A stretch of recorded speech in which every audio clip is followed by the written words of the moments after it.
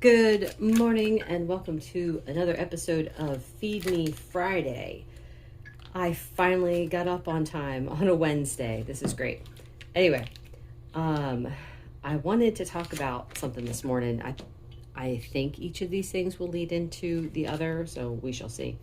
2 tablespoons of butter for my coffee. And I think I'm going to throw a tablespoon in for the meat this morning. So, I weigh my food because I can't trust my stomach. Well, let's say I can't trust my eyes. So I'll see like a pile of food, and because I'm hungry, I'll be like, oh yeah, I could definitely handle that. I don't want to have too much food though because I get sick to my stomach. So, and I mean, that will happen. Sometimes I'll just be over full, and that's extremely uncomfortable for me. So I don't want to do that either. So I went through an experiment, maybe 2 years ago, where I started to weigh my food to see how much was the right amount for me to eat that I would feel comfortable for several hours being full. And that number is between 100 and 120 grams. So it doesn't matter like what it is. If it's soup, usually I'll weigh out like 120 grams because I know a lot of it's liquid. But if it has cheese in it, whatever, it doesn't matter. The whole amount will be between 100 and 120 grams. So like my meat this morning, this will be all between the meat and the eggs. It'll be 100 grams. And then this extra will take me closer to about 120. So that said, I was thinking, where'd that come from? Okay. Anyway. So the thing is, that's very different from how a lot of other people are doing this diet. And that's one of the things that kind of bugs me about this space is you will have people telling you that, oh, if you're eating like that, you're doing it wrong. And it's like, you don't know me. You don't know what I've been through in the last 4 years to figure this out for myself, to figure out what works for me. This is my life. I'm the one who has to live with my stomach, right? So I see that so often though, where people will just be like, I got a name for them. I'm calling them the hardliners. Some people, you get the line in the sand and you can erase that line as you need to, as you discover more things. But then you've got the hardliners who will pour concrete and they'll draw the line in concrete. And it's like, no, this is absolutely 100% how it has to be done. There's no other option. I'm going to wash my hands and get my coffee and I'll be right back. I've got some Praline Dream coffee with, you guys already saw I put the butter in there, a couple dashes of salt, which I cycle through. Sometimes it's weird. Some parts of the month I need salt in my coffee. Other times I don't. This is the time of the month where I need salt in my coffee. And it was going to be 2 tablespoons of cream, but the way the cream was pouring out was like all clumpy and the fat was stuck together. So I'm not sure how much is in here today. Plus a scoop of collagen. Anyway, let's see.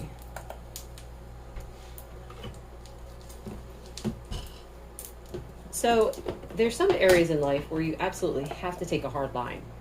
I feel like diet is not one of them because more information comes to light and then you have to change something. So if you took a hard line and said, I can't ever do X, Y, Z, and then you have to like retract those words, you're going to feel stupid having to take them back.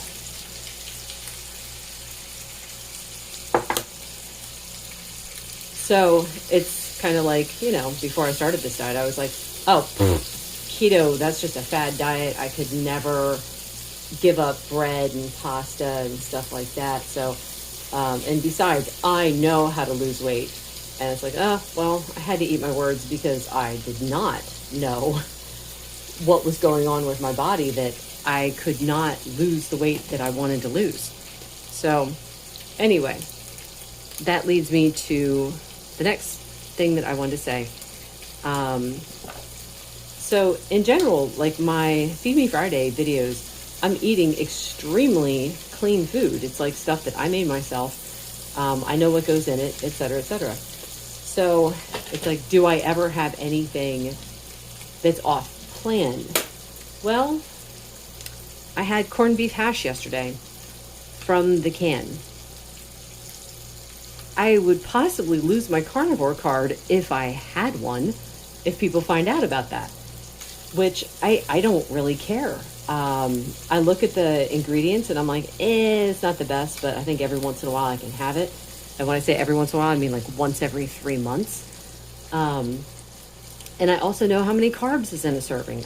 It's 4 carbs for the size serving that I'm going to have. I calculated it out, so I know exactly how much is in there. So it's like, I made a post on Facebook the other day and I was saying, you know what? I refuse to accept the carnivore card. I will not call myself that except with people who actually know me and they know what I'm doing, and they're not going to sit there and be the carnivore police and tell me that I'm doing it wrong. So I could say that I'm carnivore adjacent. I think that works. And I thought maybe I'll start labeling my videos, my recipe videos, as that, because I had a couple commenters say that one of my recipes was not carnivore and because it had cheese in it. And they're like, this isn't carnivore. And I'm like, okay, define carnivore. What does carnivore mean to you? Because to me, carnivore is meat and animal products. Because I mean, in the strictest definition of the word, a carnivore is an animal that hunts and eats other animals, and they will eat it raw. So one of the points I was trying to make was like, well, if you salt your food and you're eating meat, you can't call yourself a carnivore because carnivores in the wild don't do that. They don't salt their meat. And someone was saying, oh yeah, but they need salt. That's not my point. My point is, if you're saying someone isn't carnivore because of XYZ, and yet you are doing this, how do you get to claim to be carnivore too? So I really get frustrated with the hardliners. I mean, it's like, draw the hard lines for yourself that you can't do those things and you won't do those things. Have that hard line for yourself. Don't try to put that on someone else, especially when it's not a moral issue. This is not a moral issue.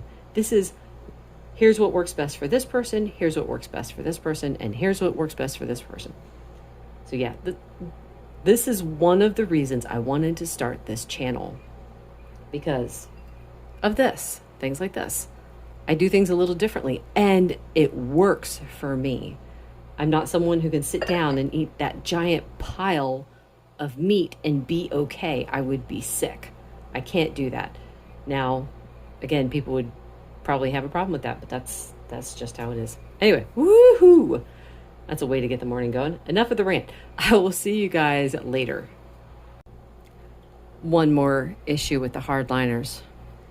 These are my supplements that I take. And you've got people who will say, if you're doing the diet right, you don't need to take supplements, which I would generally agree with that. However, I have a blood disorder where my cells break down fast. My blood cells break down faster than they can be created. And I have tried to stop taking my B complex. Every time I try to stop taking it, the weakness comes back. The muscle strain comes back. So it's like, well, if you ate more meat, I cannot eat more meat. In one setting, I just can't. So here's my compromise. If I can't do it with the food, I'm going to have to get it this way. This is biotin. That's an experiment. Yeah, that one's biotin. This is D3 because I haven't been able to get out in the sun much this summer because of my daughter being sick and being in bed all the time.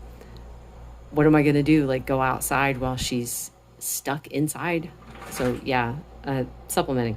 And then this is potassium, which I take because a few years ago, I was on a water pill for high blood pressure. I mean, this was like back in, I say a few years, but this is like back in 2014. And I think it actually did kidney damage because I was low on potassium, and I started taking this supplement then. I'm going to continue taking it because I've got kidney issues anyway. not since I started this diet. I don't know where I'm at with the kidneys. I'm hoping all the stones are gone. That would be fabulous. But I continue to take it just in case it's linked with the weakness that I was getting. It is 11 o'clock and I am starving. I'm ready to eat. Here I've got, it's about 80 grams of chuck steak, and then I added about 40 grams of sour cream because that combination is just amazing. And here is some Madagascar vanilla coffee. I can't help it. I want to say Matahuha every time. I tried to measure the cream and it just didn't work out again. So I'm going to forget about trying to measure cream today. A couple dashes of salt, 2 tablespoons of butter, and then a scoop of collagen. Dinner is going to be these Indian beef fingers that I made with some sour cream. Altogether, it's maybe 90 grams. I have a little bit less for dinner just because I just am too full afterwards. So this is some decaf tiramisu coffee and with all the regular stuff. And that's going to be it for me today. I will say that I should not have had the cup of coffee. I'm over full.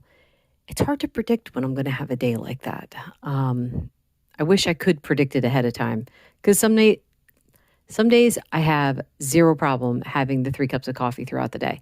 Other days it's just too much, and I never know when that's going to be.